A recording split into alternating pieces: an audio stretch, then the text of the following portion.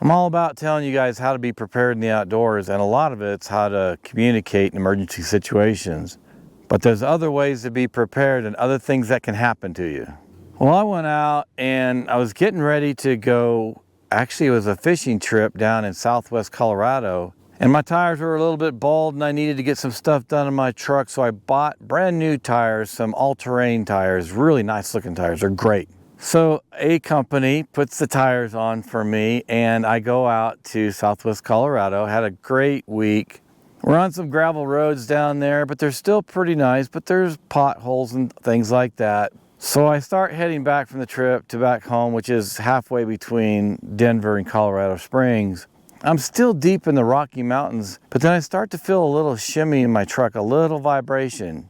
But I've had this happen before when, the wheel gets out of alignment, and so, there's a little problem. You really need to go in for a all-wheel alignment or a two-wheel alignment, and so I'm thinking, oh, it's just that. I must have hit a bump or a pothole or something when I was out at the lake, and I'll get it fixed when I get back home. Well, the vibration got a little bit worse. Well, I'm basically coming back from the Alamosa, Colorado area, and I'm going into Salida, Colorado, and it's near Monarch Pass, and Salida is on the Arkansas River.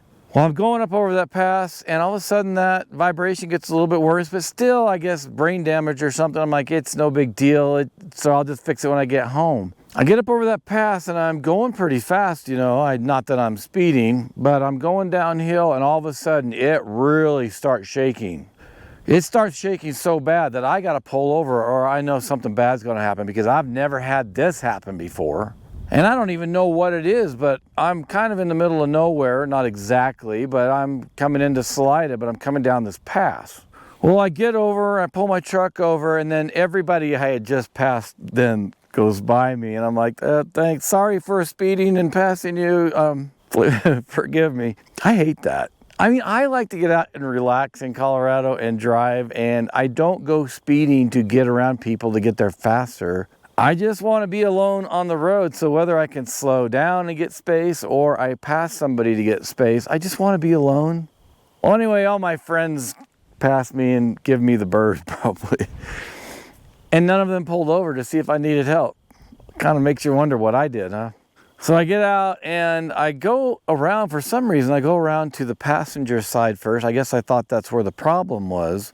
And I look at my wheels and everything looks fine. And I actually had my lug nut wrench or whatever you want to call it that tightens up the lug nuts on your wheels. And so I check them and everything's fine until I get to the driver's side front wheel. I look down there and I don't even need to try to test anything because two of the lug nuts are gone. And I'm not talking about just the lug nuts, the stems or the bolts, they're gone. They were sheared off, and another one was also almost ready to come off, and there was two more, but they were also loose. I was able to twist all of them without that lug nut bar, whatever you want to call that thing. And I'm going, holy mother of whatever. And I'm now realizing what just about happened. So I tightened all those three up, and then there was two more that were not there. So I had 5 lug nuts, and 2 of them were gone. And I was talking to my wife a little bit later, and I had no cell service. I did have a satellite communicator. I could have called somebody or contacted somebody on that, but when I was talking to my wife later, she said, why don't you just take the lug nuts off one and separate them or move them around so they're more equally spaced? I said, you don't understand. There was no bolt or stem or whatever you want to call it to attach the lug nut to. It was sheared off, gone. I was probably seconds away from losing that tire, and coming down out of that mountain, going in that speed, if that tire would have come off, it would have gone rolling down in the opposite direction of oncoming traffic and could have killed somebody. Now, I'd like to be a little more optimistic and think that I wouldn't have gone off a cliff because my truck would have hit on that one side and probably slowed down super fast, and I probably would have been okay. I would have liked to think that. But if it was a really sharp curve on a mountain with a huge drop off, a cliff, I could have been dead myself. So it was a really dangerous situation, and people have been killed by tires that have come off and gone rolling down a highway. So this is nothing to play with. Well, what happened was I was able to tighten them up, and so I put my hazards on and I drove down to Salida no more than 50 miles an hour, and then about every 20 minutes, well, by the time I got to Salida, I got out and rechecked those 3 lug nuts, and I was able to still tighten them up again. So I was really concerned, but I was able to contact a buddy of mine, Mike, from Mike and Rick Outdoors. And then I called my wife and I let everybody know what was going on, and I told them what direction I was coming home, because at this point I feel like if I just go 50 miles an hour tops and I check those lug nuts every 30 minutes, 20 or 30 minutes, then I may be okay and I won't be stuck out here, because there was no place open to fix my tire. So I head home. Takes a long time, but I do get home.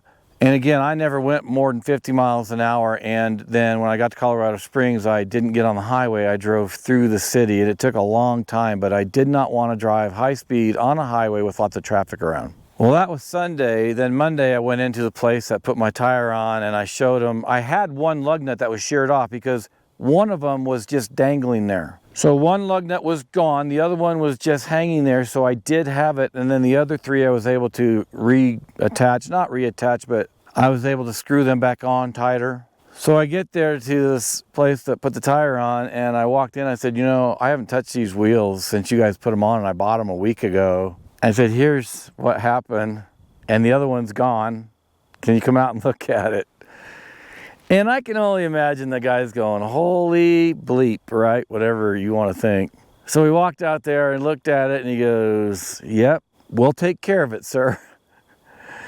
Never said a thing. I mean, he was very polite. He didn't say anything mean or bad. He didn't try to argue, nothing. He just took it in. He took care of it, no charge. And I'm thinking, you know, that's the best thing you could do, because if for some reason you start arguing and say, well, you probably did something wrong, whatever, the next thing he would have heard from was my attorney, because really somebody could have died in that situation. The reason I'm bringing this up again is because there's all kinds of ways to be prepared when you're in the mountains or wherever you're at. And I always talk about communicating in emergency situations. But in this situation, I was prepared to communicate. I just didn't check my lug nuts before I went in the mountains after a company had put my brand new tires or wheels on. I know if my dad were alive today, he'd be going, son, are you kidding me? He would always say son. He called me son when he was mad or exasperated. So this is one thing that I should have known for some time, but you know, I'm 50 plus, okay? I just won't say, but I'm in my 50s, and I've driven a long time in a lot of vehicles, and I've never had that happen, and I've never had new tires put on and all of a sudden the lug nuts come off. So I really didn't think that I needed to check it. But you do.